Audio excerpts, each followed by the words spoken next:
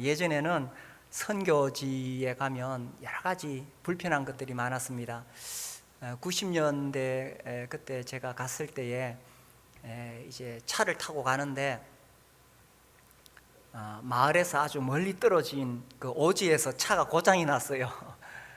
그러니까 그 버스에 타고 있던 사람 다 내려가지고 차 고칠 때까지 그냥 기다려야 했었습니다. 근데 또 이 선교지에 가보면 여러 곳에서 선교하러 오는 분들이 있어서 같이 만나기도 합니다. 어떤 이 선교팀이 이제 선교지에서 시골 산길에서 버스를 타고 가는데 이 차가 고장 났어요. 차가 고장 나서 이제 멈추니까 A팀에 있는 선교사들은, A팀에 왔던 그 선교팀들은 야, 이 주님이 우리를 막으시나 보다, 주님의 뜻이 아닌가 보다, 버스 고장 나니까 그래가지고 보따리 싸가지고 집으로 돌아갔습니다. 그런데 B팀은 야, 주님이 우리를 통해서 뭔가 일을 하시려나 보다, 그래서 우리가 더 기도하게 하시려고 이 버스가 고장이 났구나 하면서 간절히 기도하면서 또 그 고비를 넘어갔습니다. 어떻습니까? 우리 형제 자매님들은 A팀에 속합니까? B팀에 속합니까? 대답을 해보세요. 우리가 주님의 뜻인 줄 알고 시작을 했는데 길이 막힐 때가 있습니다. A팀 사람은 이게 주님의 뜻이 아닌가 보다 그러면서 또 다른 주님의 뜻을 찾아서 방황하기 시작합니다. 이런 사람들은 평생 떠돌아다닙니다. B팀은 이런 상황에서 주님이 길을 막으실 때에 이 상황에서 내가 할 수 있는 일이 무엇일까, 그 일을 찾아서 가는 거예요. 그리고 어려울 때 이 방해가 있을 때에 찐득이 버티면서 거기서 자기가 할 일을 찾아가는 겁니다. 오늘 우리가 이제 에스라 4장에 왔습니다. 1장 이 골에서 칙령이 내리죠. 그래서 2장 이 감동받은 사람들의 귀한 자 명단이 나옵니다. 3장 예루살렘에 돌아와서 드디어 성전에 기초를 놓았습니다. 3장까지 잘 나갔는데 4장 1절에 보니까 대적이 나타나죠. 4장 1절 그죠? 사로잡혔던 자들의 자손이 이스라엘의 하나님 여호와의 성전을 건축한다 함을 유다와 베냐민에 누가 들었어요? 대적이 듣고, 이 대적이 나타나는 거예요. 이 대적이 누구냐 하면 이제 북이스라엘이 멸망한 다음에 아수르는 이주 정책을 썼거든요. 그래서 여러 민족들 사람들이 이제 북이스라엘 사마리아에 와서 살았습니다. 그리고 유다가 망한 다음에는 이제 그들이 또 남쪽으로 내려왔죠. 대적이 나타났어요. 그러니까 2절에 보니까 그 대적들이 성전을 건축할 때에 우리도 함께 하겠다. 그런데 3절에 이것을 막습니다. 아니 도와주겠다는데 왜 막아요? 이게 이제 그 대적들의 의도가 진짜 도와주려는 게 아니었다는 겁니다. 특별히 그들은 이 신앙이 혼합되어 있는 사람들입니다. 이 배경이 열왕기하 17장에 나오는데 열왕기하 17장 24절에 보면 제가 읽을게요. 아수르 왕이 바벨론과 구다와 아와와 하맛과 스발와임에서, 그러니까 여러 지방에서 사람을 옮겨다가 이스라엘 자손을 대신하여 사마리아 여러 성읍에 두매 그들이 사마리아를 차지하고 그 여러 성읍에 거주하니라. 이 사마리아에 살면서 33절에 보면 이와 같이 그들이 여호와도 경외하고 또한 어디서부터 옮겨왔든지 그 민족의 풍속대로 자기의 신들도 섬겼더라. 그래서 이 사람들은 하나님도 섬기고 자기 민족의 신도 섬기고, 그러니 순수하게 하나님만 섬기는 사람들이 아니었기 때문에 이들의 도움을 거절했던 것입니다. 그러니까 이게 배경이 되어서 요한복음 4장에 유대인들이 왜 사마리아 사람들을 싫어하는가, 이 사마리아에 있었던 사람들이 혼합되어 있는 민족이었거든요. 그들이 또 유다까지 내려와 가지고 지금 여기 살고 있는 것입니다. 그래서 그들이 이제 성전을 건축하는데 도와주겠다고 했을 때에 이것을 받아들일 수가 없었던 것입니다. 그러니까 이제 4절 보세요. 에스라 4장 4절, 이로부터 그 땅 백성이 유다 백성의 손을 약하게 하여 그 건축을 방해하되, 이 대적들이 건축을 방해했습니다. 근데 여기 손을 약하게 한다 하는 표현이 있죠. 제가 가지고 있는 성경에는 그 옆에 이렇게 설명이 나오는데 이렇게 설명이 나와요. 이 말은 전쟁 때에 느끼는 두려움을 묘사할 때 자주 쓰였다. 손을 약하게 한다는 것은 적군들이 몰려와서 전쟁이 일어났는데 도저히 이길 수가 없는 너무나 강력한 대적 앞에 두려워 떠는 모습을 묘사할 때 쓰는 단어라는 겁니다. 이게 또 이 사무엘하 4장 1절에 보면 이 같은 단어가 이스보셋이 아브넬이 죽었다는 이야기를 듣고는 손에 맥이 풀렸다, 거기는 또 그렇게 번역이 되어 있어요. 그러니까 이 손을 약하게 한다는 것은 큰 공포심 앞에 부들부들 떠는 것을 이야기하는 거예요. 제가 고등학교 다닐 때에 우리 사이에 아주 인기 있는 책이 있었습니다. 사냥꾼 이야기 책인데 아마 지금은 절판돼서 안 나올 거예요. 거기 이제 사냥꾼들의 아주 재미있는 이야기들, 또 동물 이야기가 나오는데 예전에는 우리나라에 표범이 많이 살았대요. 6.25 전쟁 전에, 그러니까 일제강점기 때 배경으로 그 책이 나오는데 이 표범이 제일 좋아하는 먹잇감이 있대요. 뭐겠습니까? 개랍니다, 개. 그런데 이 표범이 산에서 이렇게 밤에 이렇게 내려오면은 동네 개들이 그걸 안 돼요. 그러니까 동물적인 본능이죠.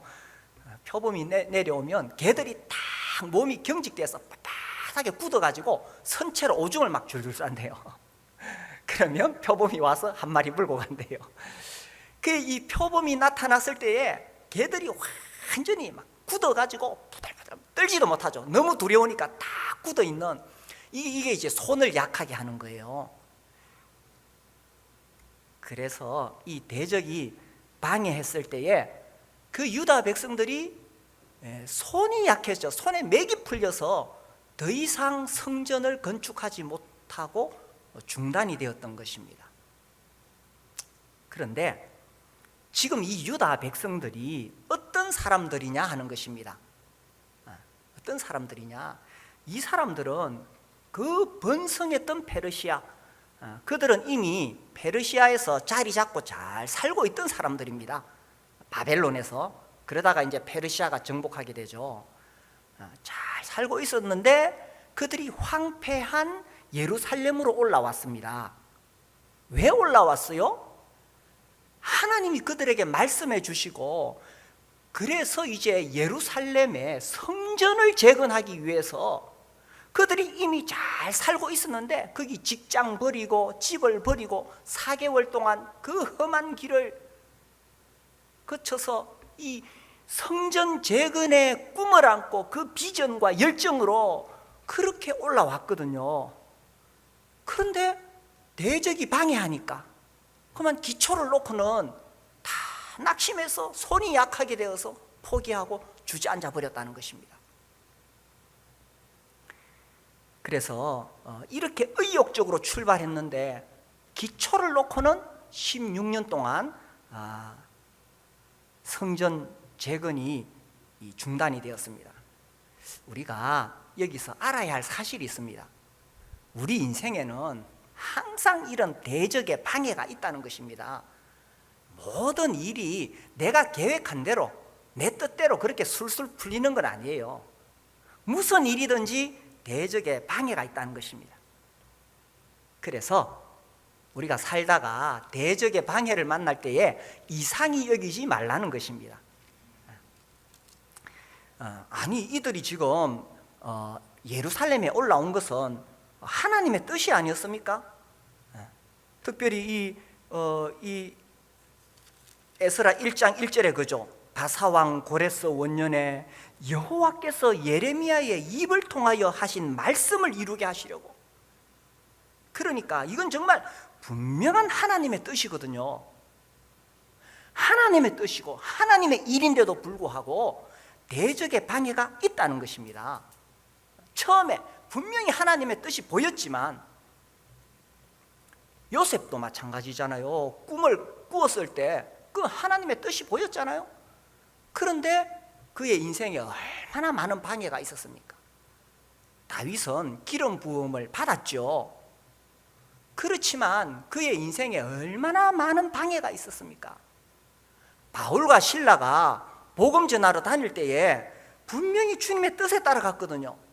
이 사도행전 16장에 보면은 바울이 이제 복음 전하러 떠났을 때에 이 환상 중에 성령이 이 마게도냐로 오라고 불렀어요. 주님의 뜻이거든요. 그런데 이 16장에 가면 빌립보에서 복음 전하다가 감옥에 갇히잖아요. 이 16장 22절에 보면 무리가 일제히 일어나 고발하니 상관들이 옷을 찢어 벗기고 매로 치라하여. 얼마나 치욕적입니까, 그죠? 사람들 앞에서 옷을 찢어 벗기고 매를 친다. 많이 친 후에 옥에 가두고 간수에게 명하여 든든히 지키라 하니 그가 이러한 명령을 받아 그들을 깊은 옥에 가두고 그 발을 착고에 든든히 채웠더니. 아니, 이들이 여기 가서, 이 마게도냐 지방 가서 여기 가서 복음을 전하는 것은 주님의 뜻이잖아요. 그렇지만 이렇게 대적의 방해가 있었다는 사실입니다. 그러면 바울과 실라가 어떻게 해야 할까요? 이게 주님의 뜻이 아닌가벼. 우리가 잘 몰랐구나, 주님의 뜻을 하고 보따리 싸가지고 집으로 돌아갔습니까? A팀처럼 아이고 이 버스 고장나니까 이게 주님의 뜻이 아닌가 보다 하고 보따리 싸가지고 집으로 돌아갔습니까? 우리의 인생에는 항상 대적의 방해가 있다는 것입니다. 그래서 이상히 여기지 말고 대적의 방해가 있을 때에 우리가 그 대적을 대적하면서 살아가는 것입니다. 그래서 어떻게 그러면 대적할 수 있느냐? 여기 이제 다시 에스라 4장에 돌아오면요, 이 유다 백성들은 사실 16년 동안 포기해버렸습니다. 손이 약하게 돼서 그냥 손에 맥이 풀려서 그냥 손을 놓았던 것입니다. 그리고 이제 이 4장의 5절부터 보면은 이 대적들이 얼마나 끈질기게 방해했는가 설명이 나옵니다. 5절에 여기 보니까 그들이 관리들에게 뇌물을 주어 그 계획을 막았으며. 5절 보이시죠? 5절 끝에 거기 보면은 관리들에게 뇌물을 주어 그 계획을 막았으며. 6절 보세요. 또 누가 저기할 때에? 아수에로. 그런데 우리가 에스라서를 읽을 때에 이걸 이제 잘 파악하고 읽으셔야 돼요. 이 아하수에로는 어느 시대 왕입니까? 지금 이때 성전 건축할 때 이때 왕이 아니에요, 그죠? 우리가 요 성경 에스라 뒤에 넘어가면 에스더가 나오잖아요. 에스더 시대의 왕입니다. 그 다음에 이제 쭉 내려가면은 23절 보세요. 23절에 어떤 왕이 나옵니까? 아닥사스다 왕이 나오죠. 이 아닥사스다 왕도 지금 여기 성전 건축할 때 그 왕이 아닙니다. 훨씬 후대의 왕입니다. 느헤미야 시대의 왕이죠. 그러니까 6절에서 23절은 지금 이 성전 건축하는 것을 방해한 그 왕들이 아니고 훨씬 후대에 성벽을 건축할 때 그때 왕들입니다. 그런데 왜 그 후대에 있을 일을 여기 썼느냐? 에스라가 성경을 기록하면서 이렇게 대적들은 끈질기게 방해한다는 것을 설명하기 위해서 후대에 있을 일을 미리 땡겨가지고 여기다 이제 삽입해 놓은 거예요. 그래서 이제 성경을 쭉 읽어 내려가시다가 에스라서에서 역사는 5절에서 24절로 바로 건너뛰어야 돼요. 자, 어쨌든 이 아하수에로에서 아닥사스다 이렇게 거치면서 90년 동안 이 대적들이 끈질기게 방해했다는 것을 이제 설명하고 있습니다. 그래서요, 우리가 뭘 알 수 있느냐? 대적들의 방해는 진짜 끈질기구나. 우리 인생에 우리가 주님의 뜻이라고 나아가다가도 이 대적의 방해가 정말 끈질기구나. 아이고, 좀 지나가면 뭐 끝나겠지. 코로나도 그죠? 아이고, 몇 달 고생하면 끝나겠지. 이제 끝이 나는구나 싶었는데 또 새로 시작했습니다. 인생의 방해물은 참 끈질깁니다. 그리고 제가 이번에 이 에스라스를 읽으면서 또 생각한 것은, 정말 이 권력의 힘이라는 것, 권력의 힘이라는 것 정말 대단하구나. 왕이 못하게 하니까 꼼짝 못하는 겁니다. 그죠? 우리도 지금 이거 경험하고 있잖아요. 행정명령 딱 떨어지면 우리 모일 수 없습니다. 그러니까 모일 수 있을 때 모여야 돼요. 행정명령, 진짜 무서운 겁니다. 지금 우리는 포괄적 차별금지법을 막기 위해서 참 애를 쓰고 있습니다. 지난 8월 달 오후 집회 때 포괄적 차별금지법에 대해서 특강이 있었죠. 그것이 뭔가, 왜 문제가 되는가, 이런 거 쭉 짧은 시간이지만 우리가 특강을 들었습니다. 이게요, 법으로 정해지면 진짜 무서운 것입니다. 지금 이 차별금지법이 정해진 유럽의 나라들이나 미국에 가면은 결국은 전도를 못하는 거예요. 전도를 못하는 거예요. 그게 심각하게 그렇게 발전되어 가는 겁니다. 그리고 이 법이 처음에 제정될 때에는 뭐 이렇게 두리뭉실하게 넘어갑니다. 그래서 우리가 신앙생활을 하는데 어려움이 없는 것처럼 교회에서는 설교할 때는 동성애 반대해도 된다 이런 식으로 어물쩡하게 넘어가요. 그런데 이 법학자들이 두려워하는 것이 있습니다. 제정할 때는 그렇게 하는데 그 이유가 뭐냐 하면 처음에 새로운 법을 제정하는 거 이건 굉장히 어렵대요. 그러니까 어떻게든 통과시키기 위해서 그렇게 좀 어물쩡하게 넘어가는데 나중에 법이 제정되면 개정되는 것은 어려운 일이 아니래요. 일단은 제정해놓고 그 다음에는 이제 점점 이 엄격하게 법을 개정해 가는 방향으로 간다는 거죠. 그래서 이게 법이 제정되면 참 무서운 것이기 때문에 이 권력의 힘은 정말 무서운 것입니다. 그래서 우리가 이 포괄적 차별금지법을 어떻게든 막아보려고 지금 애를 쓰고 있는 것입니다. 자, 그래서 여기 이제 본문에 보니까 왕들이 반대하니까 어떻게 할 수가 없어요. 그래서 유다 백성들이 어떻게 했느냐, 손에 맥이 풀려서 그냥 주저앉아 버린 것입니다.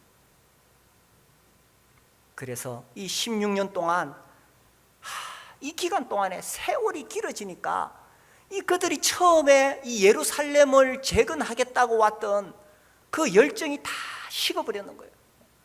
이 시간이 지나가면서 이 방해가 너무 길어지니까 처음에 그들의 뜨거웠던 비전이 다 식어버리는 거예요. 우리도 살다 보면 이런 상황을 만나게 됩니다. 처음에는 정말 뭔가 우리가 주님을 위해서 해보겠다고 일어섰다가도 이 대적의 방해가 있으니까 그냥 이렇게 식어질 수 있어요.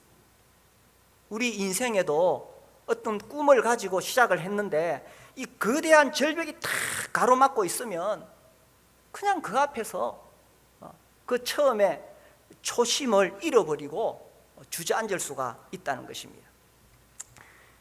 이때에 이 어둠의 시간을 보내야 되는데 이 어둠의 시간을 어떻게 보내는 것이 지혜로운 것이냐 하는 것입니다.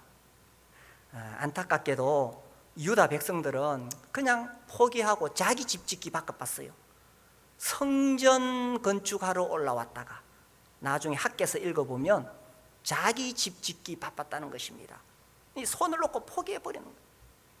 그러나 정말 지혜로운 믿음의 사람은 이 어둠의 시간을 잘 보내야 된다는 거예요. 어떻게 보내냐?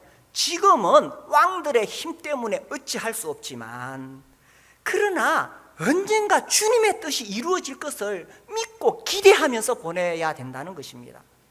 이들이 예루살렘에 올라온 것이 정말 주님의 말씀이고 정말 이것이 주님의 뜻이었다면, 지금은 비록 가로막혀 있지만 그러나 주님이 때가 되면 허락하실 것을 믿고 바라보면서 소망을 가지고 희망을 품고 써야 한다는 거죠. 지금은 코로나 때문에 우리가 정말 어떻게 할 수가 없습니다.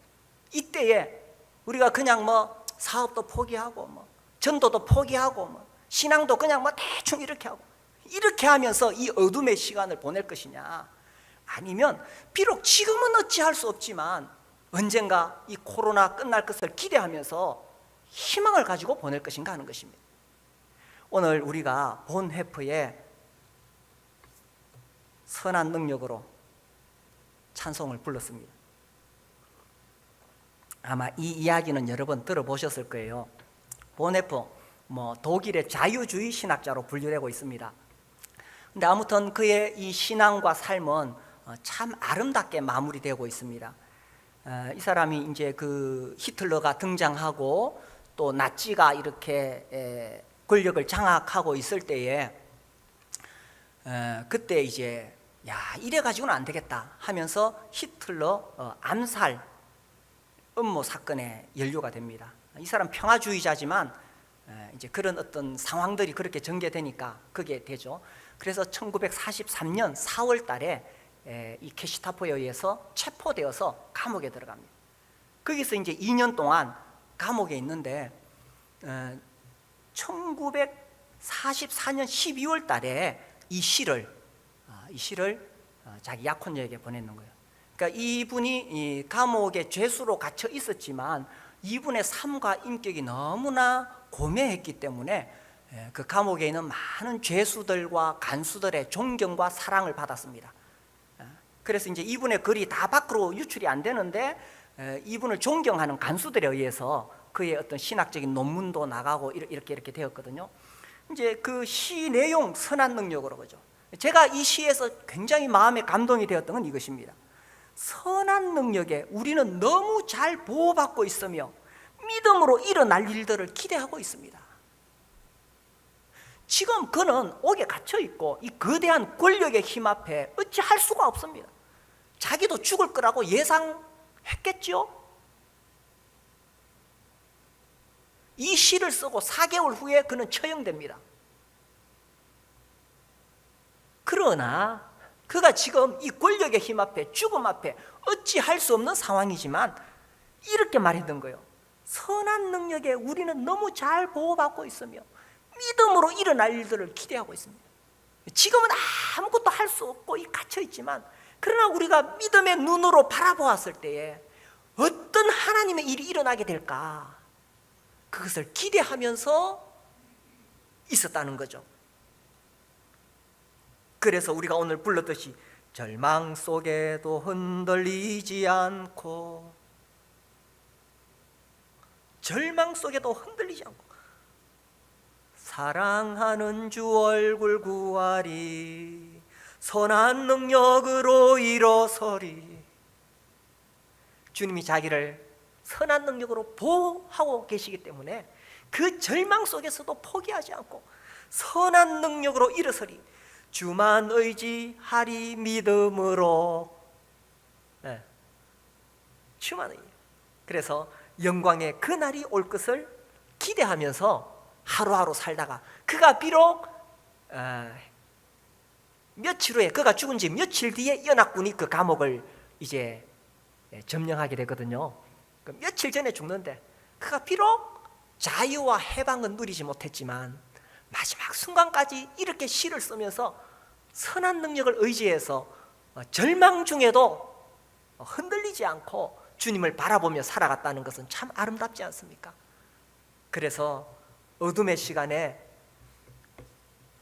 우리가 뭐 지금 할 수 있는 일이 없는 그런 상황에서도 선한 능력이 나를 보호하신 것을 믿고 절망 속에서도 흔들리지 않고 믿음으로 일어날 일들을 기대하면서 이 어둠의 시간을 보내는 것입니다. 코로나가 우리를 에워싸고 있지만 그러나 우리는 언젠가 마스크를 벗어 던지고 정말 목이 터져라 침을 튀기며 찬송하는 그날이 올 것을 기대하면서 그러면서 하루하루 살아가는 거예요. 아멘이십니까? 네. 안타깝게도 유다 백성들은 그렇게 하지를 못했어요. 그냥 좌절하고 포기했던 거죠. 그래서 우리가 희망을 가지고 소망을 가지고 어둠의 시간을 인내하며 보낼 때에 그때 내가 무엇을 하며 보낼 것이냐 하는 것입니다. 무엇을 하며 보낼 것이냐. 유다 백성들은 처음에 그 열정이 다 식어져서 그냥 포기했어요. 그런데 A팀처럼 페르시아로 돌아가지는 않았어요. 왜 페르시아로 돌아가지 않았을까요?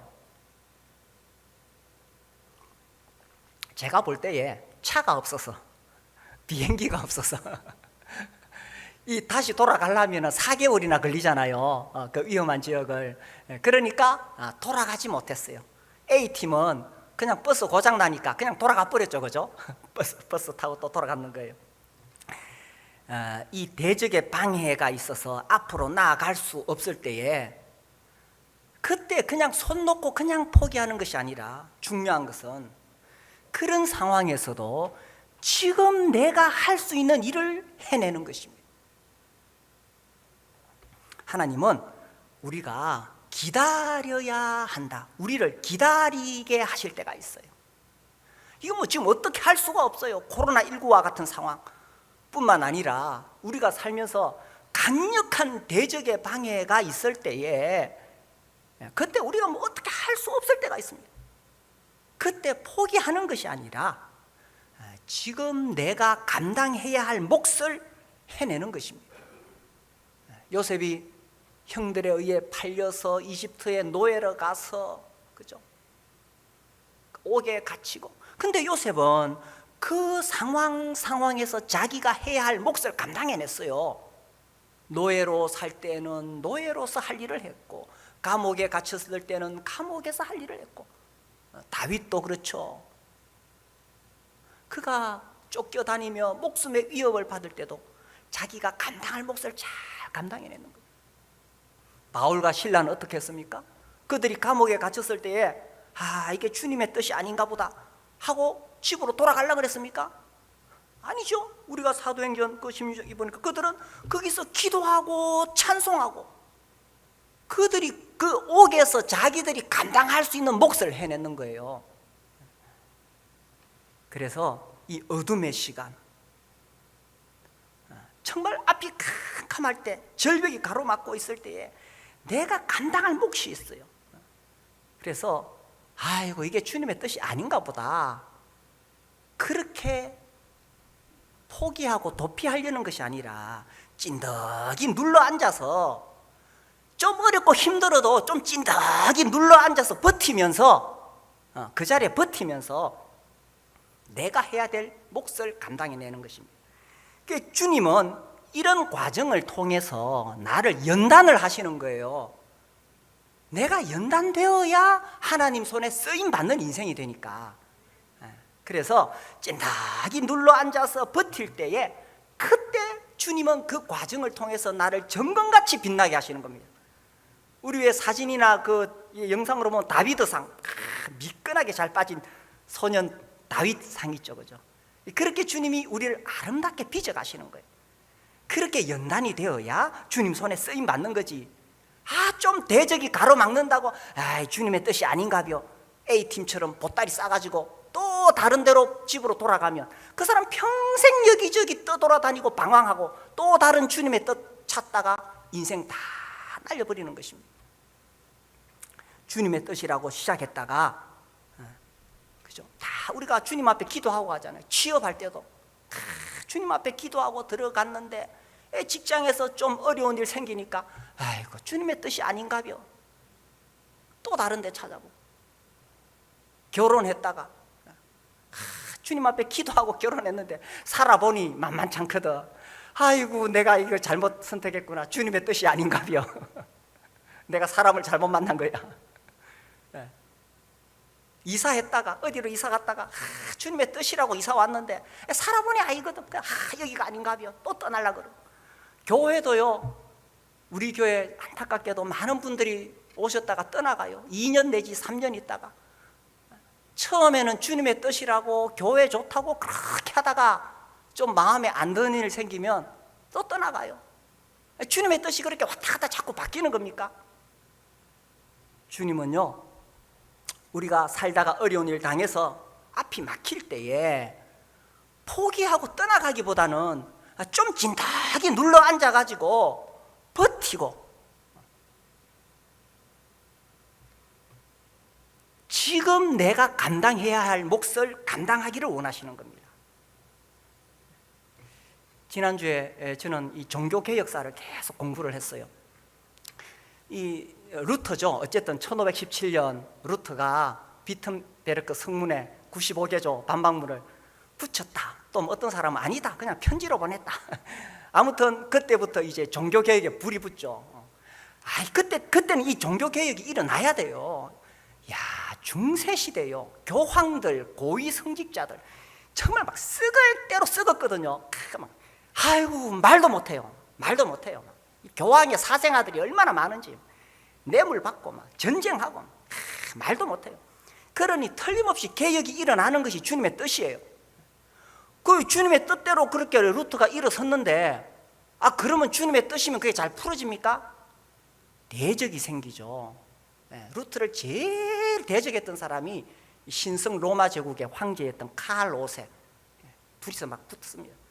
이게 이제 그 두 사람이 붙었던 최고 절정의 싸움이 이 1521년 보름스 제국의회입니다. 그 보름스라는 지역에서 이제 루터에게 이야기하죠. 네가 쓴 책, 그리고 너의 주장을 철회하겠느냐? 뭐 그러면 살려주겠다는 뜻이죠. 루터가 그 다음날 와가지고 이야기합니다. 거기 아주 유명한 루터의 말이 나와요. 나중에 한번 검색해 보세요.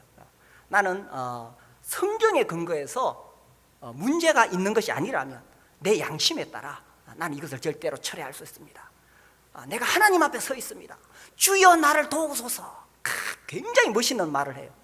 그 말은 나를 죽이소서 이 말이거든, 황제한테. 그리고 이제 이 또 루터를 보호했던 사람이 있어요. 프레드리, 이 선거 후 프레드리 이 현자가 이 루터를 보호합니다. 그래서 이제 황제는 죽이려고 그러는데 이 루터를 이제 납치해가지고 바르트부르크 성에다가 이제 거기 숨어 있으라 그래요. 그 상황이 어떠냐 하면은 지금 종교개혁에 불이 붙어가지고 루터가 그 95개조 반박문을 제시했을 때에 2주 안에 이게 독일어로 번역돼가지고 독일에 확 번지고 4주 지났을 때 온 유럽에 확 번지면서 이게 막 온 유럽이 지금 막 불이 붙기 시작했는 거예요. 그로부터 4년 후에 루터는 바르트부르크 성에 10개월 동안 갇혀 있었어요. 지금 상황이 어떠냐면 이 종교개혁에 불이 막 확 붙어가지고 막 번져나가는데 이 지금 루터가 할 일이 얼마나 많은지 몰라요. 어쩌면 루터 한 사람 보고 사람들이 불같이 일어났는데 그가 갑자기 사라져 버렸는 거예요. 이 지금 그가 할 일이 얼마나 많은데 이 성에 갇혔을 때 그럼 루터는 대적의 방해로 포기하고 그러면 뭐 손을 놓았느냐? 아니에요. 그가 성에 갇혔을 때 그가 할 수 있는 일을 했어요. 그게 뭐냐? 이 신약 성경을 독일어로 번역하기 시작했어요. 그 당시 성경은 다 라틴어로 되어 있기 때문에 일반 사람이 읽을 수가 없어요. 그런데 이게 독일어로 번역해서 이제 2년 만에 신약이 나오거든요. 또 한 10년 걸쳐서 구약이 나오는데 이게 이제 성경이 번역되었을 때 사람들이 직접 성경을 읽을 수 있잖아요. 읽을 수 있으니까 이게 이제 막 그야말로 이 불에다가 기름을 들이붓는 거예요. 그래서 그 중요한 순간에 루터는 갇혀서 성 밖에 못 나가요. 10개월 동안. 그러나 거기서 자기가 감당해야 할 몫을 감당했던 겁니다. 거기서 자기가 할 수 있는 일 성경 번역했는데 이것이 얼마나 놀라운 이 기름이 되었는지 모르는 거죠. 그래서 우리가 살다 보면 대적의 방해가 있어요. 그 이상하게 여기면 안 돼요. 대적의 방해, 우리 인생에 수없이 많은 방해물이 있다는 거죠. 그럴 때 이 대적의 방해가 너무 커서 정말 어떻게 할 수 없는 상황이 있을 수 있어요. 여기 지금 유다 백성들처럼 왕의 권력 앞에 어떻게 할 수가 없습니다. 그러나 그럼에도 불구하고 이 코로나19 시대에 우리가 지금 우리가 정말 어떻게 할 수 없는 그런 상황에서 그럼에도 불구하고 우리는 믿음으로 일어날 일을 기대해야 되는 것입니다. 그리고 지금 이 상황에서 내가 할 수 있는, 이 상황에서 내가 할 수 있는 그 몫을 내가 감당하는 것입니다. 이렇게 할 때 우리가 대적을 대적하게 되는 것입니다. 그래서 코로나19 사업이나 전도나 교회 생활, 신앙생활 많은 부분에서 우리가 제약을 받고 있지만 이 대적에게 포기하지 마시고 대적을 대적해서 승리하는 우리 형제 자매님들 되시기를 바랍니다.